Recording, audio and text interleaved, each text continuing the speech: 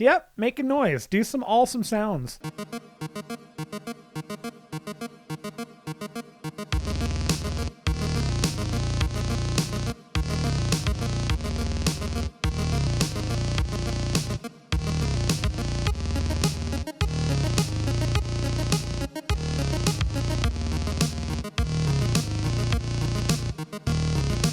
Hey, welcome to Zero Hit Points, everybody. It's October 19th. I'm Ryan Miller. He's the Red Scare himself, Matt Amberg. Thank you. You're welcome. I do enjoy my Russian roots. They're mostly rooted in potato vodka. You're more of a Melissa McCarthy type of Red Scare. Is this too... I don't know what you're talking about. That makes none of us. Because I think there was also a Tick character called the Red Scare. Oh, that's okay. You know what? I'm proud of you for going that route. I went like the historical, like Melissa actual, McCarthy. Yeah. Historically, she has been a communist. We know. Yes. No. If scary. If McCarthyism were still going on, if Trumbo weren't just a historical, McCarthy. Melissa McCarthyism. Yeah. No. Melissa McCarthy. That sounds like it could be a really interesting time for Hollyweird. Who is getting blacklisted during Melissa McCarthyism? Oh, man. That's a good question. Probably everybody except Paul Feig. Fair. All right. Call John Hamm. Call him the sexiest man in Hollywood. I call him. He is. Did you ever see his Black Mirror episode? Have you seen Black Mirror at all? I'm not sure how to answer that. Is that okay, I'm contextually figuring this out. Black Mirror is a show. Yeah. John Hamm was on it. Yeah. Is this the one you told me about? It's like a different episode. It's kind of Twilight Zone. Yeah. Okay. Yeah. Different story every episode or whatever. Yeah, you guys really need to catch up on that. Watch those because it's only, I think there's only 12 episodes in total right now, if that, and maybe only 9. And then Netflix has another 6 coming up. So, is it a Netflix original? No, it is now. It got one of those. It was a BBC show, and then I think that BBC canceled it, and nobody picked it up except for Netflix picked it up, and so I'm 99% positive we talked about it on the show. Yeah, we have. We talked about it because it was the Christmas episode, so it was right. Which I could say about too much stuff at this point. It's just it's a cyclical. It's a recycled show. Yes, We're getting to that point where we can finally just, edit the too often repeat ourselves and recycle jokes. No, which we've already talked about. We're probably doing it right now. We are. In fact, this is the best part. This is all pre-edited stuff. So I'll see your Black Mirror John Hamm and raise you a John Hamm in the season opener for Last Man on Earth. Still haven't seen it. I'm still not caught up with that show. You should be. I know. It's so funny. Man. And I get, it's one of those shows that I want to keep up with enough, and I keep, I get lost in the first season for some reason, and I keep forgetting what happened, so I go back. It's weird. And it's a weird show. And that's why. Will Forte's a weird comedian. And I love it. It's just, I just have to keep restarting it because I cannot remember how we got to whatever point we were at. After the first season, you won't stop again. That show gets beautiful out of nowhere. Oh, I believe it. Impossibly. It's nuts. I believe it's it. A good show. I think, like I said, every episode I've ever watched, I really like. Something always takes me away from it and I forget about it. Was it Calgon? And that's been your TV Minute. Everything's a segment now. You just were talking about that last week. 0HITPoints.com. In the previous segment. I'm proactively making everything a segment this week. It's the treatment where you're like, oh, I kind of like this thing. I'm starting to do it, but it's bad. So I'm going to give it all to you. I'm going to do it way too much. Sure. You're getting all of the cigars in the Donald Duck Disney cartoon. Did you ever see that one? I did. I know exactly what you're talking about. All right. Actually. See? Facts. I liked Goofy. The future ones were my favorite ones. Wait, the Goofy future ones? Goofy was in a few of them, yeah. I don't think I've seen the goofy ones. I always remember the ones where he's like the everyman. Like there's like the road rage one. Yeah. The road rage one's so funny. Brilliant, right? And that's been your Disney TV. So, if you had done anything this week, hypothetically, yes, would you tell me about it right now? If I told you your week had a beautiful body, would you hold it against me? Is there? Could you tell me an activity or two that you took part in this past week? No, that's. Wait. How you doing? Good. Okay. That's what I'm going with. I'm just turning it into that. Are you're just gonna is the gag now that you're gonna interrupt me and ask me how I'm feeling? Like no. Okay. I just needed to get into the real. Keep it natural, man. What's up? How are you? Keep it natural. Okay. Keeping it natural. I wish I had an air horn. So we had a friend come out to visit this week, which will lead into some of the games I played because whenever anybody comes to visit us, Beth is just so she is like immediately like, we got to have them do the VR. It's become that's like the number one reason I want it. People come. We have neighbors come over that I didn't even know we had. Hey man, I heard you had VR, and Beth's like, come in, come play it. We'll tell you. Yeah, it's weird. Yeah, no, all the houses you see around your house. Yeah, they're not real. I mean, wait. We'll see. This is where the disconnect is. There are. I don't know what's happening. That's where those neighbor people live when they show up. Oh. Yeah, see? That explains why they go in and out of them. They live there. Yes. Air quotes. So the other thing we did, my wife and I had our 7-year anniversary. 7-year, yeah. On Monday, and congratulations. Previous Monday, last Monday. Forget it. Never mind. You're right. We're already but talking right about after, this. After the show, you got me again. That we recorded on Tuesday, we went and saw a movie called The Greasy Strangler. We talked about that. Yeah. Look at you making good. The Greasy Strangler. I absolutely love the movie. I can't really tell you what it's about, because it doesn't make any sense. It is a complete, like, on some level, their poor acting is completely on purpose. And so the movie is does it contain grease and a strangler? It does. A greasy strangler at that. At least we're getting somewhere. But beyond that, nothing makes sense. Maybe if I let you finish the sentence. Is that what you're... No, you do whatever you want. I don't care. Okay. No, I mean, the narrative is so bizarre because it's a familial love story tied up in an adolescent love story, but the adolescent is like 45. So it's like it's a movie that, like, you could see the entire story existing if the main characters were all younger. And they were all like, and the main the main character that you're kind of following, he was a teenager. Makes way more sense. Is it like a suspension of disbelief thing, or is it a joke? Or no, the movie never makes the movie is what it is. It just is.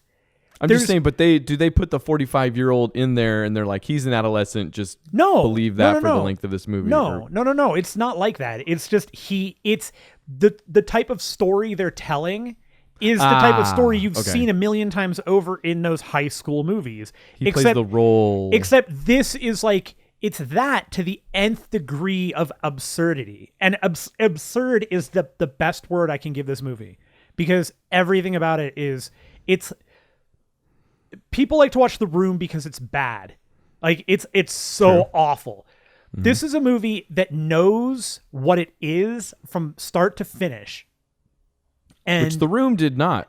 No, you could argue. And this movie absolutely knows. The actors get this. And so the movie really is about a father and son, and the father is this old gray-haired man and his 45-year-old son that live together because his mom, we don't talk about his mom. They run a walking disco tour that just goes to like, they go to industrial areas and they're just like, this is where the Bee Gees wrote Staying Alive. That's how ridiculous it is. It's about that. And the people that they have on these walking tours are like again, the worst actors ever on purpose. But so the mechanics of this business though, are they bringing these people across country? No, they're just walking around like their neighborhood. Like it's like industrial neighborhoods. That's where they are. Wait, so are they telling the truth about these landmarks? No, not then? even a little. No, these aren't landmarks. These are like, it's like a dog food factory that's abandoned. You know, like it's nothing. Well, so was it the one from Footloose then? Basically, yes. Except they don't ever mention that. No. Well, now this movie really doesn't make any sense. So there's a whole lot of like nudity in the movie. A whole lot of like there's fake penises all throughout the movie. Like just hanging on walls and stuff? No. The Greasy Strangler is usually nude. Oh. And fair. then you see the Greasy Strangler. How else are you going to do it? It's not a secret who the Greasy Strangler is. You find out right away that it's the... Well, if he was nude, I hope not. Right. Well, and that definitely gives it away. So it's the father, but it's just such a weird freaking movie. And here's the best thing I can give you. I told you about the ABCs of Death 2 a couple of weeks back. Sure. One of the short films in that belongs to the guy who directed this. If you watch that, you will have an inkling of what the Greasy Strangler is, because that is very, very, very close. And there's at least one gag in it that is used in the Greasy Strangler. You paint a vivid picture, sir. I think I get what a...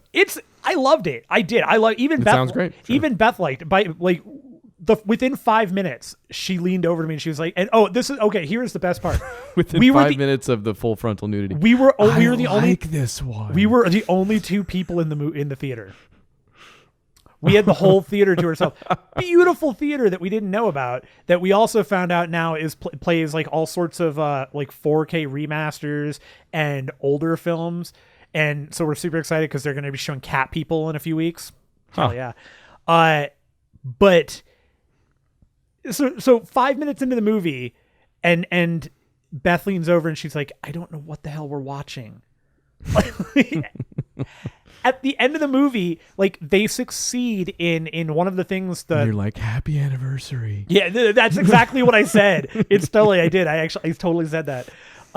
One of the things the writers talked about was when they were putting it together, it was they had these things that they thought were really super quotable, so they tried to they like hamstrung them in, and it's just laden throughout the film of but the funny thing is, Beth and I pulled, like, since we saw it, we've been saying it back and forth to each other, rattling them off. Yeah, that's good. I love it. It was a goofy, weird movie. It is definitely not for everybody. It is like if you've ever seen something like this is absurdity at its finest. So Harmony Korine's got some stuff out there. Gummo, like what are you saying? Harmony Korine's a director. Okay. Well, what's a Gummo then? Gummo is the movie. Gummo is possibly the weirdest movie I've ever seen in my life. Like, what else has he done? What else is this dude? Harmony Korine also just did Spring Breakers. That was the last thing that... Oh, I've heard of that one. Yeah, I think that's the like weird James Franco and right, Selena Gomez and yeah. Okay, I've heard that's bad, horrible, good. Sometimes. No, it's good. People. It's really good. It's just not. It's not straightforward cinema. It's kind of like that's like the Greasy Strangler is kind of trash cinema. But it knows what it is. It is that, and it's really good at that. So, you know, Spring Breakers was really good. I really enjoyed it. So, only movie I ever went to. My friend, we talked about this. My friend worked at the movie theater, so we were going to something every weekend at least. Only movie we ever showed up to. Only empty theater for a movie I've ever been in. Mid-90s, I'm going to say, if you want to venture a guess. Clerks? No, I didn't even hear about that one until college. Teenage Mutant Ninja Turtles. Are you kidding? That thing was packed for months. It was. I don't know. The 90s iteration of Lassie, sir. You know what? Never, ever in a million years would I have gotten that. There's like nor anybody else. I just am so confused about your childhood. And you've seen Greasy Strangler. It was so good. Anything else? No, that was it. Okay, I don't want to interrupt you like permanently without good cause. Yes, you do. I did. Nice David Spade cackle there, buddy. Nice Chris Farley comeback, buddy. I don't know. Shut up. I watched the movie. I did one of everything this week. Just keep it even. Maybe you've heard of Independence Day 2? Resurgence? Did you watch that? I did. I like Judd Hirsch. Or as close as one can get. Oh, yeah, sure. You know, those are the things you can pull from it. Do you like Jeff Goldblum? Do you like Judd Hirsch? They're in that movie. They say lines. Convincingly? You be the judge. I mean, they're seasoned. Jeff Goldblum, I love his late era stuff because he's almost turned into a parody of himself. Oh, he knows. Yeah, he's like, if you want to see peak Goldblum at this point, go watch his episodes on The League. Oh my God. Oh. Like he knows the parody. He knows it's happening because, beautiful. Yeah, because no, that's cool. The show calls it out every episode. Okay. So you get some of him doing some lines like that he gets in the movie. But overall, super bummer. That movie, headline, it's not very good. You might have heard. The acting is bad. There's a couple of other people in there. I don't know. Wasn't one of the Hemsworths in it? Their names. Yeah, I mean, the main Liam? guys are serviceable. Their material's bad, but like the one-liners are bad. It's the first Independence Day. Like maybe it was an accident. I don't know. I haven't checked or compared writers against both movies, but Roland Emmerich's back for this. So they got the whole dealie in there. Like there's a lot of the original cast. This is maybe the other good thing about the movie. They get the original cast in there. Victoria Fox? That can't be right. Vivica, thank you. You're welcome. She's back. Brent Spiner's back. Well, a lot of the people they bring back, they kill when the aliens come back, which is cool. I thought that was kind of interesting. Fair. Or unexpected at least, but whatever. From then on, it's just, it's the plot is sloppy. Like it doesn't make any sense. Like it tries to do what the first movie did where it kind of had a heart. You know, there was a Randy. Travis. No. Randy. Pitchford. Quaid. Randy Quaid. So he was in the first one. He was. Which it man. Was before he went off the deep end in real life. Do you miss anybody more from movies than Randy Quaid sometimes? There are, when Christmas rolls around, I see him in Vacation. I'm like, man, he was so funny at one point. He was great. Now he's funny. Maybe not the range of a lot of comedians, but did you love it when he popped up? I will. Again, people give me grief for this. I don't care. Caddyshack 2 is an awful sequel, but it is a terrible movie also. And I really love it. And Randy Quaid has one of my all-time favorite, like, explosive rants out of nowhere in that movie. And it's when he's explaining... he's a lawyer, and he's explaining... what his system is. He's like, I don't go for injunctions and paper trails. No, I find out where you live and I beat down the door with a baseball bat and I roast your golden retriever and eat it. And he's screaming this in their faces. Sounds wonderful. And it's so funny. And then I see it. He's doing it in real life, though. So it's still funny, but in a different way. More sad clown. Yeah, now you see clown. stuff like that, and you're like, Yeah, not happy so, clown. yeah, but Randy Newman's not in this one. So that's a bummer. Yeah. His music would have been much. perfect. Could you imagine Randy Newman scoring Independence Day? You got a friend in me. Bellhop is not in this one though, and it's the MacGuffin is bad. Like the whole fake reason for the movie is bad. Yeah, like how do you mess that up, right? Like that's not supposed to halfway matter anyways. Yeah, it's just the MacGuffin. Aliens are pissed that you kind of screwed with them. They came back. There's stuff that gets completely lost. Like when Bill Pullman kills some stuff and he's like Happy Independence Day, by the way, or something like that. And I'm like, oh, is it Independence Day? Like, I mean, that makes sense. I would expect it to be, but up until then, there had been no real like digging into that at all. Like I had no idea. I was like, oh, of course signs, it is, but nothing no, they saying just get happy the line. No.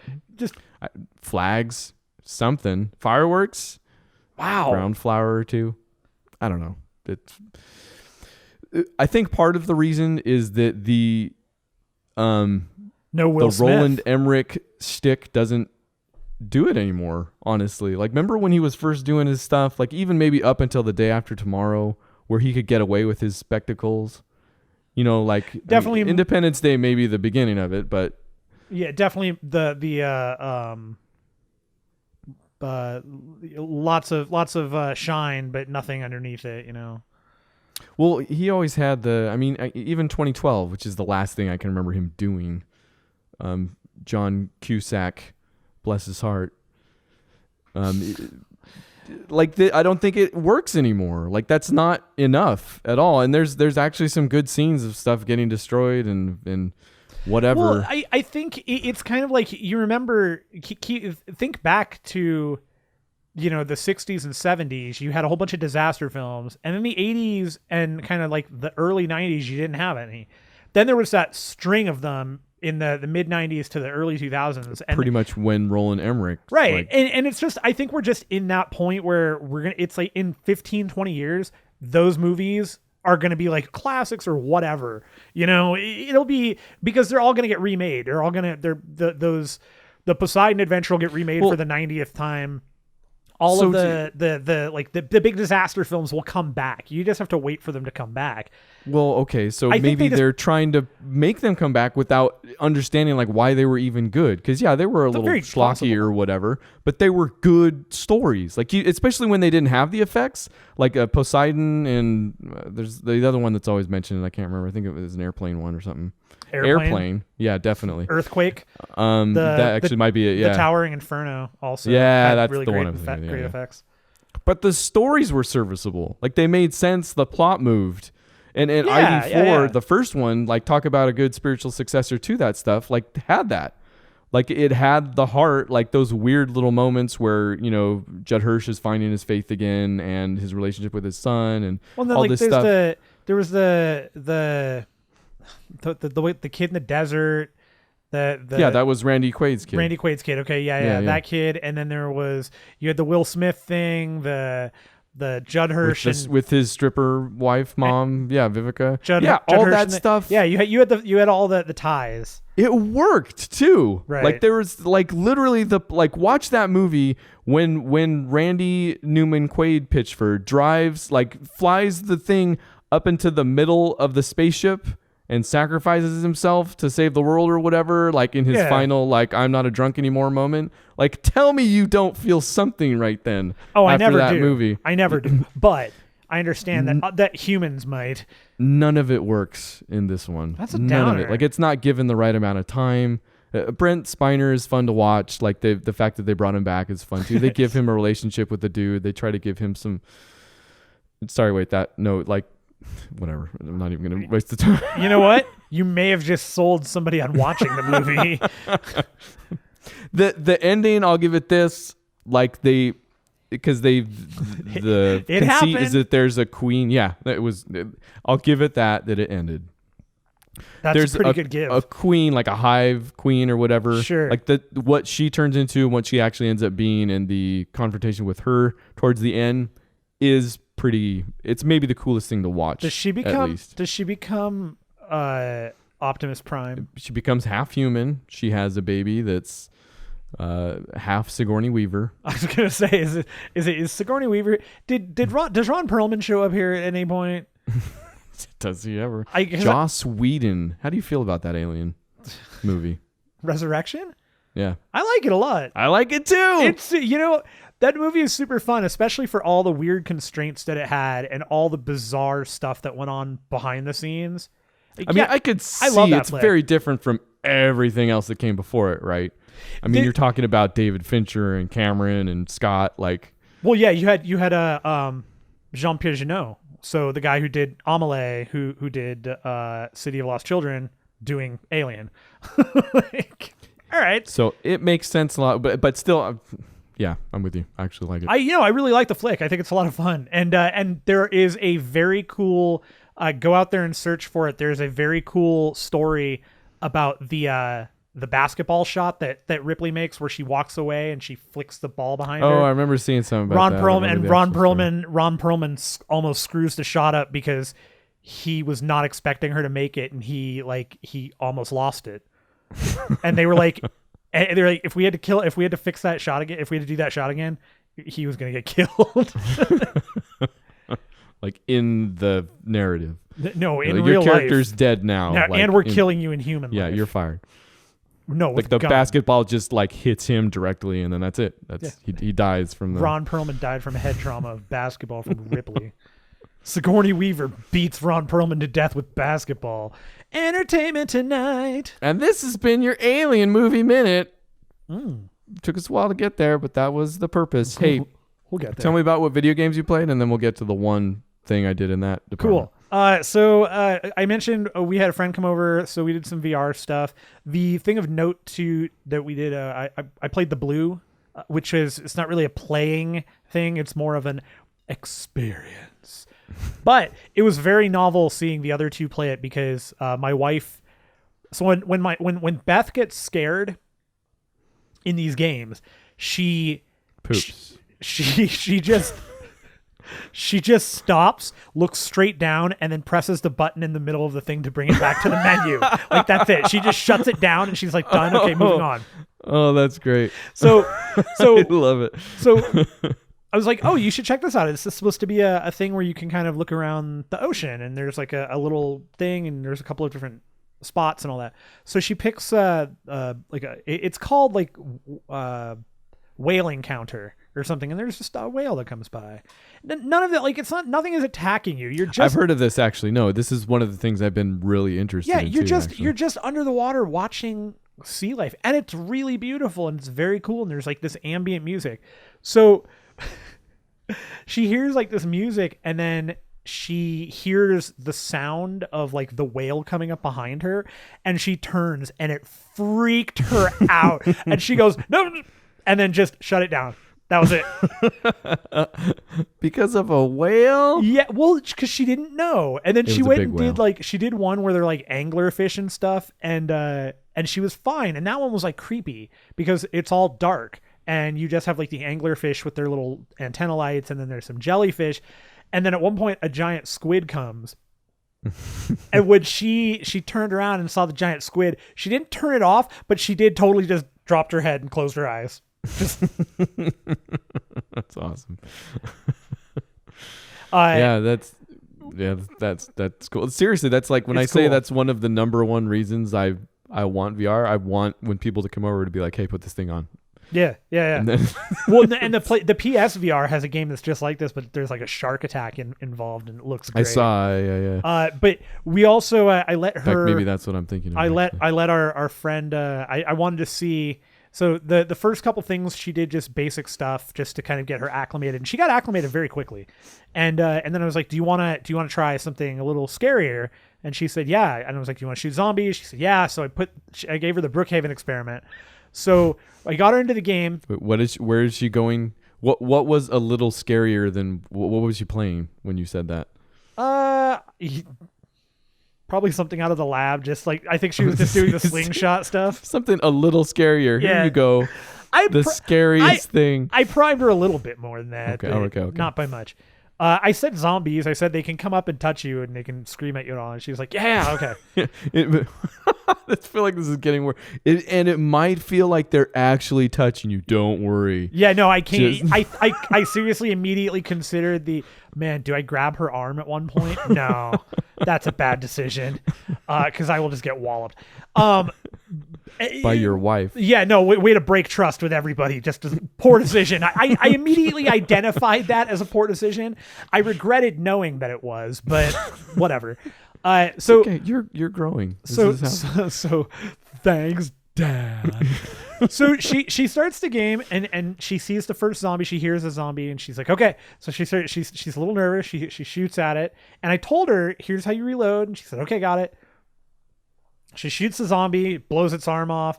She hears another one, and she wings. She just flings around. She turns super fast, starts shooting at it. You can see like now everybody's shaking. Like her flashlight is shaking, her hand is shaking, and then one it gets like way too close to her, and I'm watching on the screen. So I see what she's looking at. I see her turn, and there's one that's just like, it's almost right in front of her face. And she goes, and she jumps back a few steps and then just turned her head down. And then she closed her eyes and she went, take it off. It's like, okay. And Good job destroying people over the weekend, Matt. She said that was so scary, but I loved it. And then she asked me all sorts of questions about the Vive, and she's considering getting one for her family, and I'm like, all right. And then you told her how much it costs. I didn't. No, she was into it. She's more concerned about whether or not the computer they have can run it, because she doesn't want to build a computer for it. Valid. See, now we're talking things I'm afraid of. Yeah, here we go. I also played some Mirror's Edge Catalyst, not a bunch. I just finished. I was going through a little bit more of the some story, trying to eke my way into the narrative a little bit more. The narrative is just so thin on this one, so it's clunky. Really? It's just kind of clunky and dull. That's a bummer. But the good thing about it, I guess, is it is there. The missions themselves are actually entertaining, and the game itself is a lot of fun. Like, I really enjoy running around and doing all of the weird missions that are the side missions and stuff that are floating around. But you're not interested in the story. Like, I got to get to the next thing to see where this thing goes. It's definitely more of I'm trying to get through it. But, maybe I'm paying attention to it. I'll see if it maybe it does turn a corner. I mean, it could pick up, have a good ending. Yeah, that's where a lot of stories start, and then they try to build around that, and they just can't make it compelling enough until then. So yeah, you've got a chance. And the big issues that I have here are I guess there are a lot of them, but one in particular is the Faith has been in jail for so long. Everybody acts like she's been in jail for 15 years. She's been in jail for a year. She was in juvie or something for a short time. And in that short time, some other guy became a runner that is the best runner. And now is her mentor's best buddy. But he still really cares about her and blah, blah, blah. And it's just so it's just so it's so thin. It's just thin. It's a bummer. It's a bummer. Yeah. And then I played a little bit more Overwatch. I started my competitive placements on consoles. Okay. Started okay. I think I'm 3 or 4 games in. I think I'm 2-2 or 2-1. I won the first 2 games. I know I lost the third one. I don't remember where else I'm at. Okay. Huge news though for you. You moved on from Hanzo. I also played. Yeah, that's true. Okay, yeah. I got sick of... I'm not going to get Hanzo's thing. His dragon's too easy to run away from. I don't know how you get 4 kills with that. It's just... You can hear it coming a mile away. You can send it from a mile away. I get the most kills with that thing when I just send it from spawn after I die. It's dumb. I've got plenty of triples. It's just... Whatever. See, I moved on. Who was after that? Junkrat. I think I got his thing. You have to, talking about achievements here, you have to explode his bomb so that it pushes somebody back into one of his traps or forward.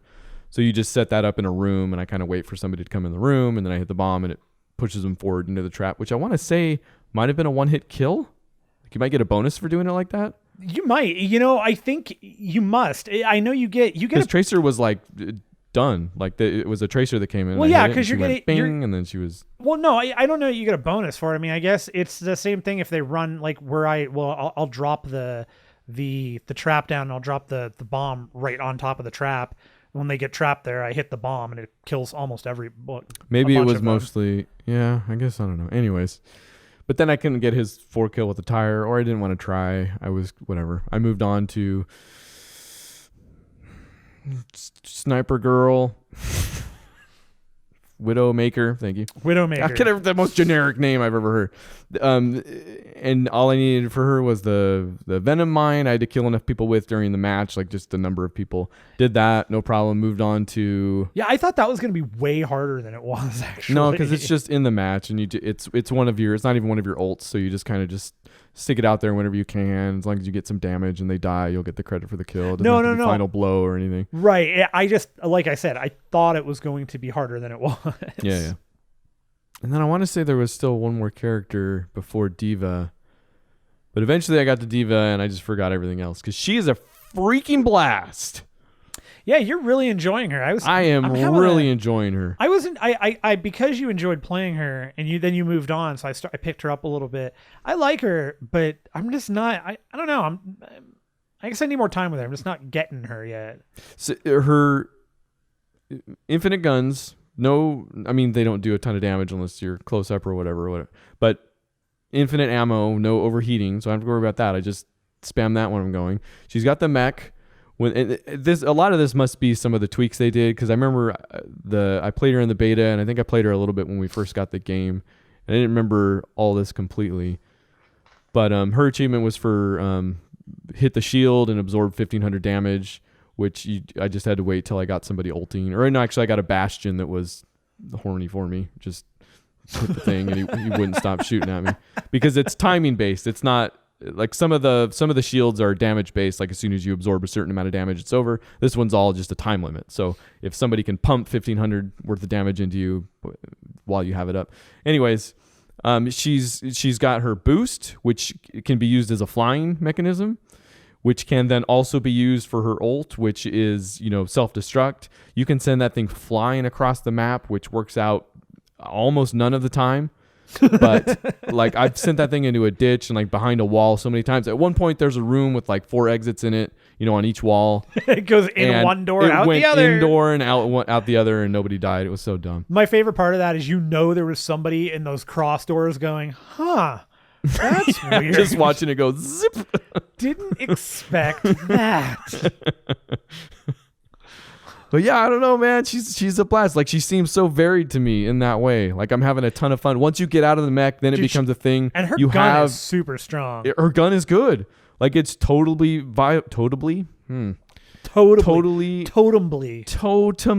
viable. And you're then back into the ult, which you get. The more you shoot somebody, the more your ult powers up to get your mech back. So it becomes this thing of like getting your ult up, sending your mech out, or getting killed from your mech and then turning into a different thing where you're then trying to get your mech back to then getting your mech back and then going back into that play mode. So good. Really fun. Yeah, that's cool. I mean, I like playing her. I'm just not, I'm not getting her. Like I'm not doing very well with her. So also got my 4-kill with her during a game that you were in, and it was very fun and funny. It was really good. That was really funny. Man, did I go 5 or was it just 4? I think you got 5. And it made a team kill, right? Yeah. Yeah. It was good. It was funny. He popped right out of that little thing, went whoop. So yeah, Overwatch is kind of alive for me again. And I probably should have moved on from Hanzo a little bit ago. I'm kind of there with Junkrat too. Like I think I just gotta wait until I got a Zarya or somebody, or I don't know if maybe a Reinhardt with his stun might be worth a try too, or Reinhardt or May. What's Reinhardt's ult? Is it the stun or is that hammer down? And his pin is just a thing. Yeah. Okay. All right. Yeah. We'll see. We will see with Overwatch. Our eyes when we play Maybe more of Overwatch. Speaking of Overwatch, just happened like while we were recording. the Sombra arc continues. That is there more? stupid website, A Moment in Crime, was at like 99% a little bit ago, and then it went to 100%. Is that the ARG that's part of the related to ARG, it? and it just led into more stuff. So Blizzard's gonna get hacked any time now. Right now, as of right now, nothing has been found other than I think somebody popped I think on the Blizzard forums a new code popped up somewhere, but it doesn't sound like Sombra has been discovered yet. Can't wait till actual Blizzard employees get sick of this. Like, oh, come on, just here. All right, I'm hacking my own computer now. I can't believe they're still freaking doing this, man. This is just so stupid. It's almost. I guess we've probably been in troll territory for some time now. Yeah, I don't. Or nigh unto it. When does it become a troll? I don't know, man. It's frustrating. Stop doing this. They just released a stupid character. Oh, Matthew.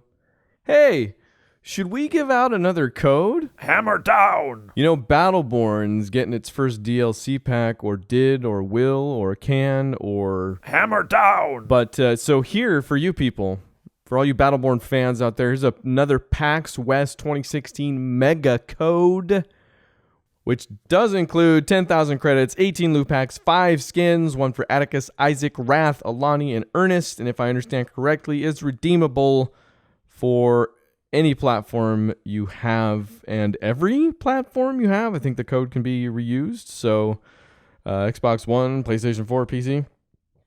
It is HK533T9BK3 5KCBS XCXB3 B6CXB. And that is a shift code, I guess. So you probably know where that goes. Right, Matt? There's fake penises. Matthew. Let's talk about news that is amazing instead. This is the greatest news dropped today. Resident Evil has released a new video series. They're so cool. Did you watch those? Oh, man. We're at Red Dead Redemption 2. Oh, yeah. Also cool. Red Dead Redemption 2. Also cool. They did a one Red Dead JPEG that was like the red and then had the rock star in the middle, and then they did another JPEG that was like these cowboys coming in like with the sun. Artwork is still really good with this game. Love it. And I can't wait to see what it's gonna be. Now here, and then they did an actual site that's called Red Dead Redemption 2. And then it's just a website. And then they said that it's 2017 fall of next year. New trailer, or the trailer, I guess, Thursday, October 20th. Tumari. You know, yes. Here's what's crazy about all of this is that I feel like when the first Red Dead Redemption was announced, it was like 2 years prior to its actual release. And I feel like GTA was the same way. And now I feel like GTA 5 was like a year off from its release. And that this is a year off. No. But this is not that far off for like I was expecting to hear Red Dead Redemption coming 2018, 2019. That's what I'm saying. I wasn't expecting a year. That's a way shorter time than I was expecting. I thought you just said all the other ones were a year. No, I was saying they've been like 2 years. That's what I was saying. Sorry, I wasn't paying attention. This show sucks. Fall 2017. Suck. I'm done with this. Pre-order. I got to say, based on what I've seen so far, day one. Based on what you, I know that red picture really sold me. Yep. The Rockstar logo. Whatever. Like this isn't a day one for you either. No, it's definitely not a day one. It's a day zero. I'll kill people for it. I'm sure there'll be an online beta test. There's going to be an ARG, actually. It's already an ARGing. Alternate reality game, or no, what's the other? An augmented reality game. That's AR. Yeah.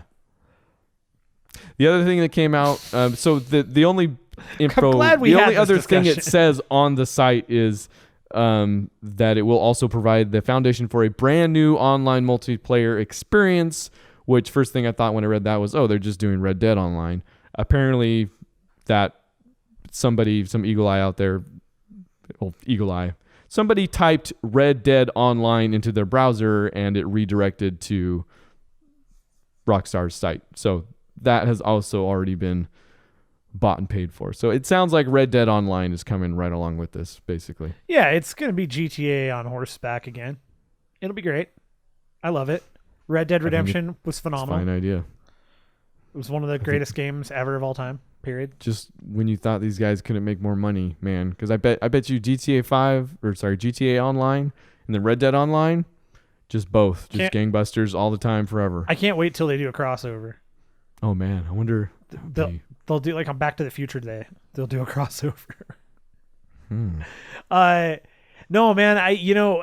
We've been clamoring for Red Dead Redemption, more Red Dead. So this is great.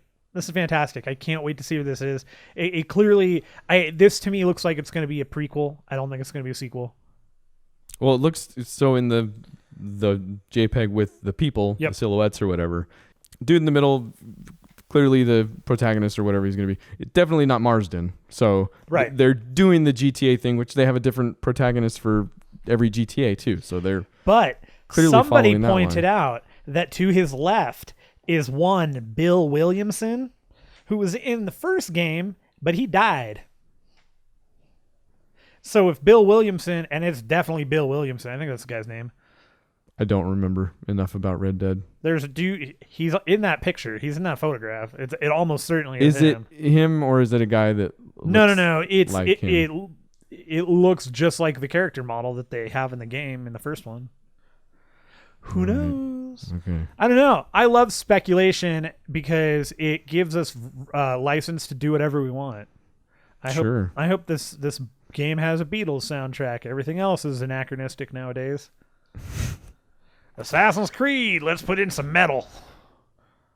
Kanye. Red Dead Redemption 2. I got to say I'm a little bit surprised they just called it Red Dead Redemption 2. I mean, it is fitting with GTA again, but... Yeah, but they had Red Dead Revolver, then Red Dead which Redemption. wasn't them. They bought it and then made Red Dead Redemption, but still, you thought, they would just do another... Red Dead Revolution seemed like a no-brainer because there's plenty of revolutions to cull from in that time period, Red Dead Recompense. See, I mean, there's all sorts of cool old westy words they could have used. Red Dead Ridiculousness, starring Adam Sandler. That coming to Netflix 2016. Yeah, I'm gonna say, didn't he just do? They did some straight to The Ridiculous Netflix. 6. We're ridiculous. There it is. Thank you. Okay, you had the same word too. Yes. So your joke was a good one. It was topical. Like Resident Evil 7 did actually has released a new series of videos though, and they're pretty cool. They are still doing the thing where this game looks cool. Yes. One of them's called Mysterious Caller. The caller is mysterious because you don't know who they are, and there's blood all over the person's hand when they answer the phone, and then the phone person is like, "Hey, you shouldn't have come here." I'm pretty sure it was a lady. Hey, you shouldn't have come here. Thank you. They're 30-second things, but the reason I thought it was interesting is because it shows like 3 or 4 different phones ringing. Yeah. So it makes you think it is giving away some sort of mechanic in the game. Yeah, well, I'm hoping the game is based around the concept that you are just an operator from like 1956. Using different phones inside of a house. Operator, let me connect your call. Why did you come here? You shouldn't have come. You shouldn't have come here. I'll connect your call. And then the other one is him pulling a shotgun out of a box. It shows a little spurt of the inventory system, which looks like it's doing the kind of Tetris type thing where you're organizing, it's taking up spaces. It looks fairly simplified from what I've seen in other Resident Evil games, but it's basically the same thing. Okay, all right. Okay. Resident Evil's always had the box with everything that's got a geometric shape. That game looks good. Here's more of it to look at. Hey, guess what? PSVR. Yeah, it's gonna have that element too. Mm-hmm. You got me. I'm in. I know. I knew I could. Knew I would. Have you ever wanted to be something else? These are the questions. Tell me about it. I ask myself. I look up to the sky and I think, what I wouldn't do to have wings, and thankfully Electronic Arts has authorized me to do such a thing. I could be a pigeon in Battlefield 1. I could be a pigeon, Ryan. I have to teach you a lesson. I'm keeping that in. All of that staying in. Okay. Is that a threat? Everything from the moment we started. I don't respond well to threats, but I will send you cookies. Battlefield 1.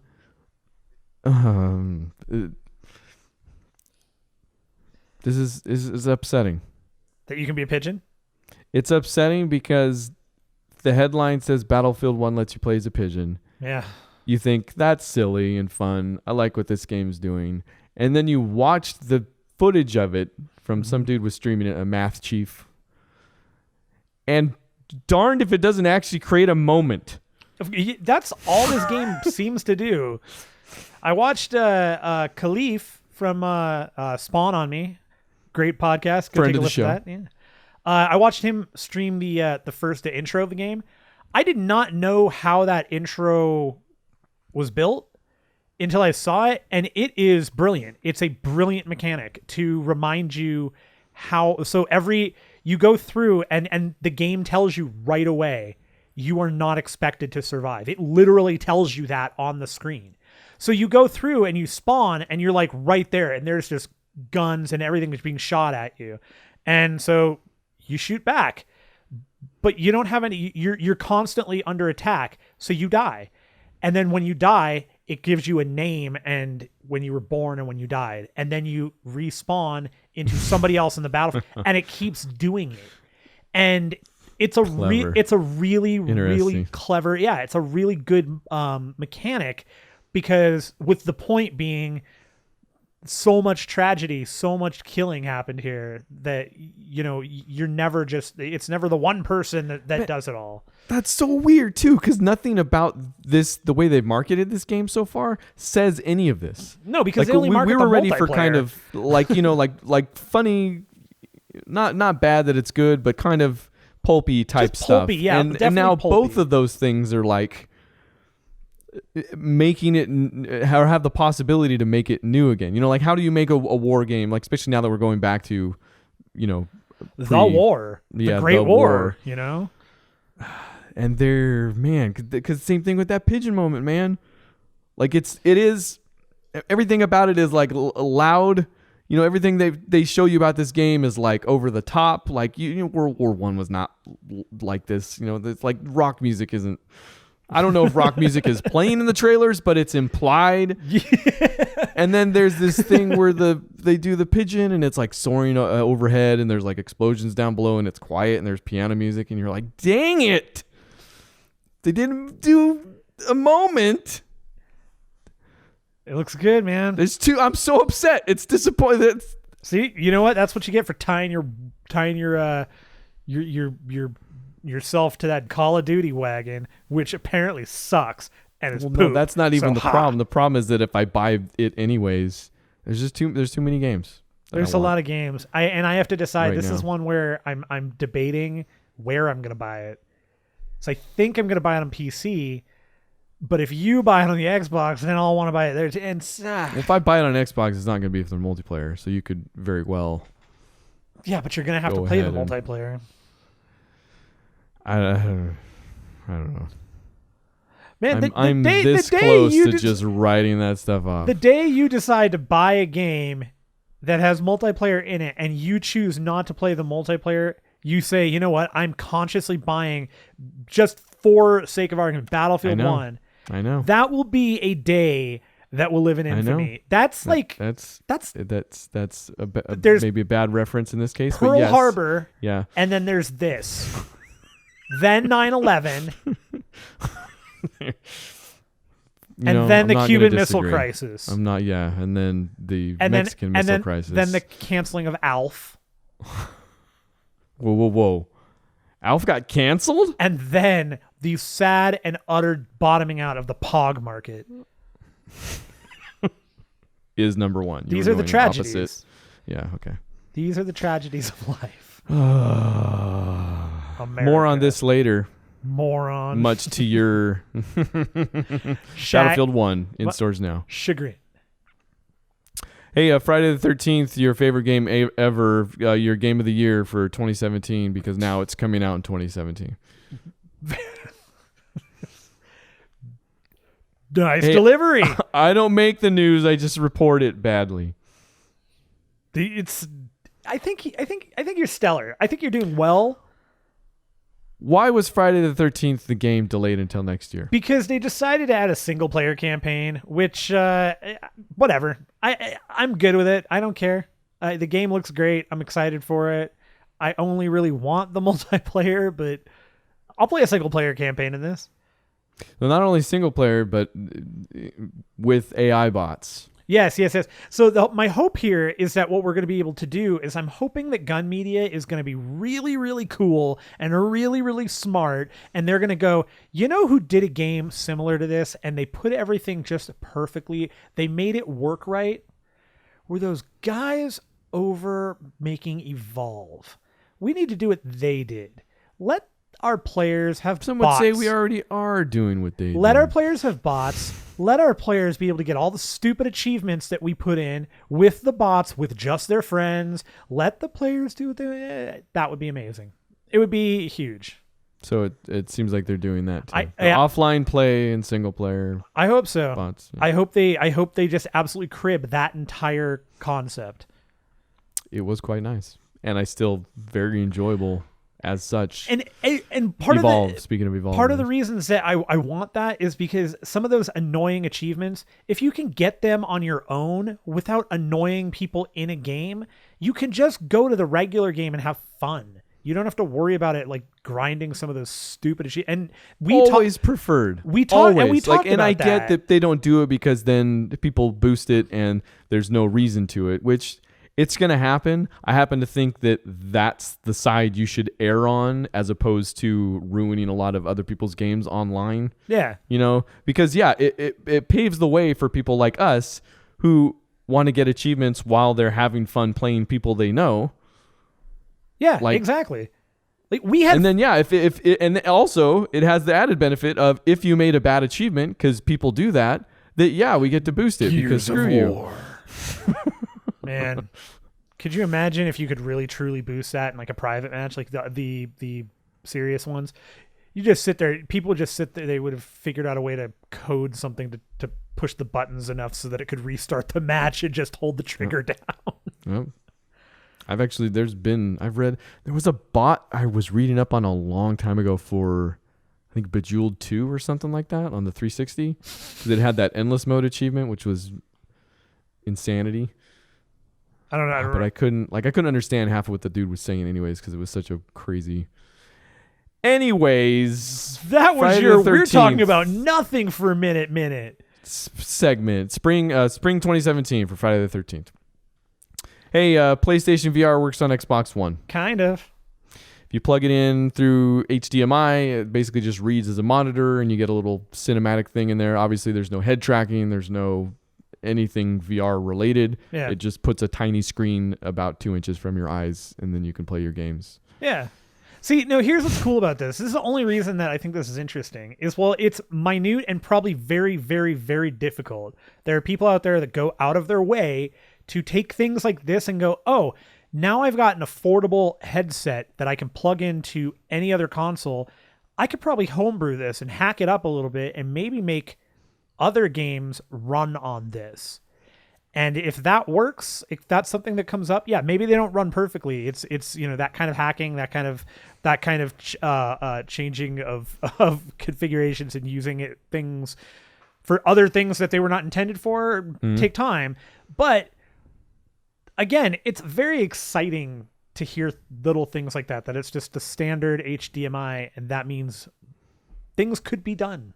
It's not automatically locked down. It's a little bit open from what we can tell just on the surface. It could be a lot open later. Yeah. The PC implications are kind of fascinating here. Yeah. I don't think anything happens with the Xbox. Nobody's gonna No. break into that and start modding Xboxes to get some. I mean, yeah, Ben people Heck, are. Ben Heck but, probably will. Okay, Ben Heck will. But this isn't.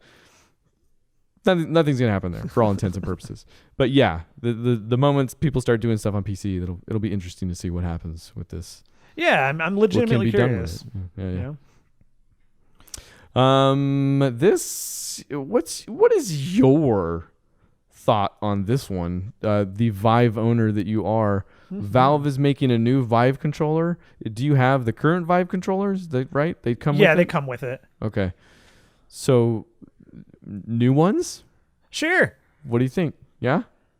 Yeah, I mean, I Too soon? No, I don't. Or I could don't, use it? I don't think so, and I don't think so mostly because this is one of those bits that you kind of should be expecting when you're an early adopter for anything of this nature, that they're going to iterate on it and quickly.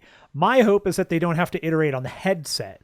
If they have to iterate on the headset very quickly, that's the downside because that's going to be the most expensive component. But the controllers, if they can increase the tracking in the controllers, make them smaller, make them more comfortable to use, yeah, I'm all for that. I mean, it doesn't negate what I already have. It doesn't make me have to go out and get them. But if these are actual upgrades, if they actually have better tracking to them, yeah, why not? I mean...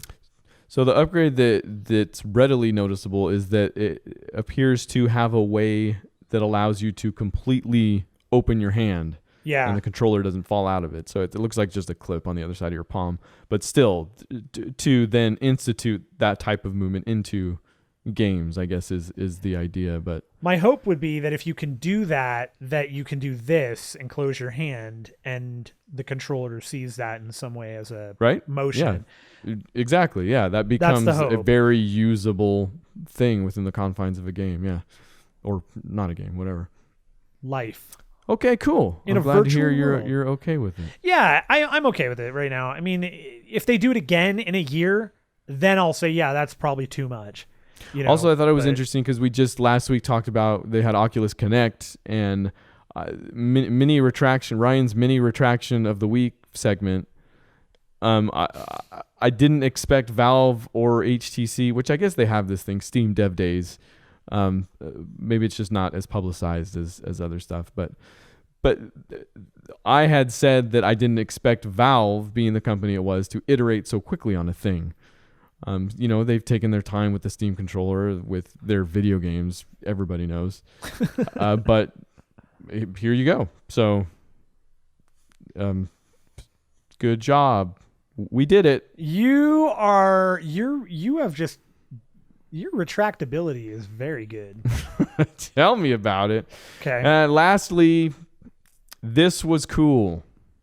Nothing else was cool. Red Dead, whatever. That's the new name of the game. Red Dead, whatever. Pat Lawlor, known for his tables, his pinball tables, The Addams Family and Twilight Zone, which Twilight Zone is yours, right? That's your table? It's one of my favorites. Do you love it? It's a lot of people's table, but it's a good table. It's a good table. He's back. He made his first table in 10 years. They just revealed it at the annual Pinball Expo in Chicago.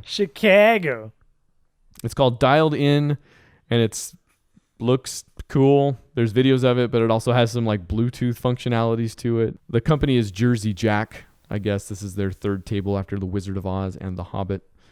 But I thought it was interesting. I thought that was cool. Yeah, that is super cool. Kind of back. Yeah, I don't know. Two of the best tables I've ever played on. So, right?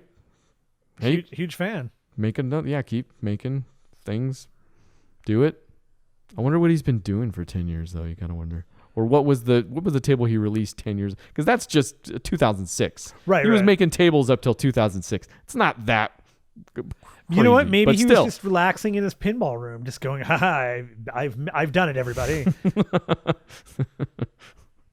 He spins. He spins. And somebody knocks on his door. The Jersey Jack knocks on his door. We need you back, Lawler. Pat. Yeah, you're the only one that can do this. And then he turns around and he goes, "That was an old Pat. Maybe once, not now." Also, I'm Irish now, I think. I don't know. I've gone Probably too is. far. You're right.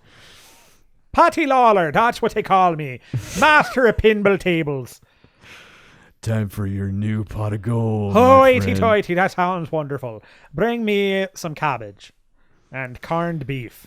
But even that's not as cool as this next segment that we have. That's a segment. Lightning round. This week, Matt Amberg will take on 4 of the quickest news items we could muster.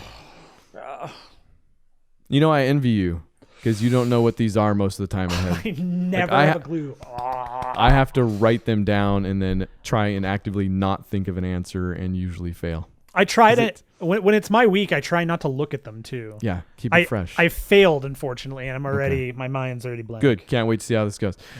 Cuphead now has a release date of sometime in mid-2017. You know, based on the fact that the game has been in the process of being made for like 80 years, I don't think another year is going to matter. Not the funniest answer. But I enjoyed it. I liked it. Thank you. I appreciate you. We'll see how it goes. Yeah. Oculus removes support for the Galaxy Note 7 for some reason.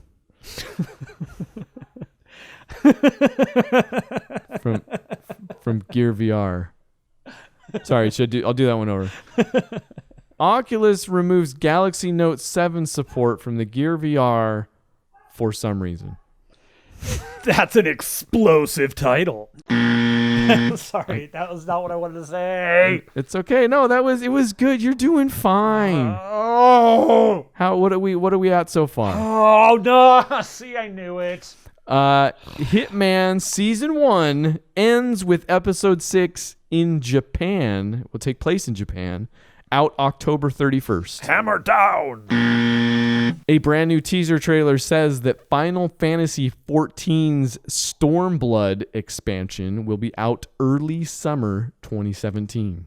The moment you said Stormblood, I immediately thought Stormfront, and then I thought Final Fantasy has become a white nationalist game, and that freaked me out.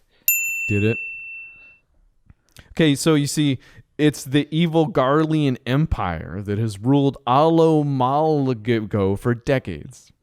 So General Xenos, you ready? He's in charge of Ralgor's Reach, which is the desert dwellers' kind of god of water. And then I made that sentence out of words that I read. Sold. Good job. No, Good that job. was a terrible Lightning that round was is the worst. best segment. We're never going to get rid of that. That was the worst lightning round yet. That's hard to say. It's easy to state. Upcoming games that will fit in your game playing devices for playing. On the 21st, Batman Return to Arkham, Battlefield 1, Civilization 6. I'll go. Okay, got it? I'll probably go 1 for 3 on those. Okay. 25th, Telltale's Batman Episode 3, New World Order. Ooh, I hope it has Hulk Hogan in it. King's Quest Chapter 5, The Good Night. The Good Night, get it? Because Good Night. Just Dance 2017. Oh, everybody. They haven't used that song for intro music yet, then somebody's not doing their job. Who cares about upcoming games, though? What upcoming games are we going to play? Well, here's fun news. So I backed the game Guts and Glory on Kickstarter, and I backed it specifically because if you back the game at a reasonable level, you were going to get a pre-alpha key to play Hello Neighbor. And I really want to try that game out. And I backed the game. I should have a key sometime this week. So I'm hoping that I'm going to be playing Hello Neighbor this weekend, and I'll stream it if I actually get the game. Hello Gamer. You did it. You made it. And you're gonna make it after Probably some more all. Overwatch. Yes, definitely more Overwatch. Overwatch. I didn't actually end up picking up Recore like I wanted to this week because that's what I do. I say games that I'm going to play, and then I play them 4 months later. So no call for you. I still got 3 months on that thing. Tomorrow we're going to stream. So we'll need to talk about a game that we're going to stream. which we don't usually because we didn't talk about the GTA Biker update when we streamed that. And this week we didn't talk about Junkenstein's Revenge in Overwatch when we streamed that. So it's kind of an unspoken thing that we unspeak, I guess. So let's not talk about it anymore. So this is what I think we should stream tomorrow. Gears of War 4. There's a tradition, a 0 hit points tradition. It's gone on. It went on. It's like proto 0 hit points. We've been at this for a while. Where you say, "Hey, Gears of War 3 is coming out," and I say, "I'm kind of done with Gears of War," and you say, "Buy it anyways," and then I buy it anyways. And then Gears of War Judgment comes out, and you say, "Hey, Gears of War Judgment came out," and I say, "I'm kind of done with Gears of War," and then I buy Gears of War Judgment. You see where this is going? Gears of War 4, I'm going to break with tradition. Okay. You're going to tell me to buy it? And because I haven't bought it yet. And I'm going to buy it because it's been reviewing really well and seems to be quite good. I already bought it, actually. I have it right here on my desk. You. Me. All right, I'll go get it tonight. I'll go get it right So we should stream that tomorrow. What do you think? now. Okay. Or if you don't want to stream that, we could stream Forza Horizon 3 because I got that too. Did you really? Yeah. Did you really? It looked good. Oh my god! Right? Doing good. Does that game not, like, I'm not a racing fan, but that looks just like a ton of fun. It's involving enough things from Burnout Paradise that I couldn't. All right, so here's what you're gonna have to tell me. You're gonna have to tell me how the online works, because if we can be in the same place at the same time and crash into each other, I will do that. Pretty sure. Yeah, no, pretty sure. If I understand, we can do the campaign cooperatively, completely. I will go get both of those games as soon as we're done. We have to go shopping anyways, so. I'm just not a day. It's how I no. work. Okay, look, I'm not gonna lie to you. I gotta take some time. Okay, hold see on how for a it second. goes. Before I go and spend this money, this obscene amount of money that I'm going to spend right now, can you show me the boxes? I just want to make sure that you actually have them. I can't reach Gears of War 4 and Forza Horizons in the living room. See. Okay, I'll reach Gears of War 4. Hold on.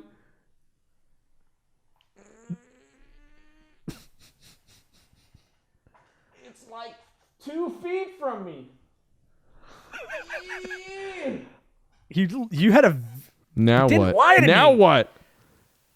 Read it and weep. It does say Gears of War Judgment, you liar. Let's play it again. Woo! No! Thanks for hanging out, everybody. 0 Hit Points is the website. You may have heard of it. Try it. It's got a video on there or two, none of which come from Fridays yet.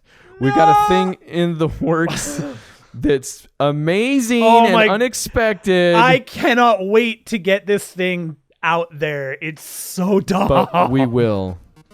For no reason, really. I'm hoping it's going to be early next month. Who are we trying to impress, really? Mostly myself. Okay, all right. And I am impressed. I'm tickled pink. So thank you. Bye.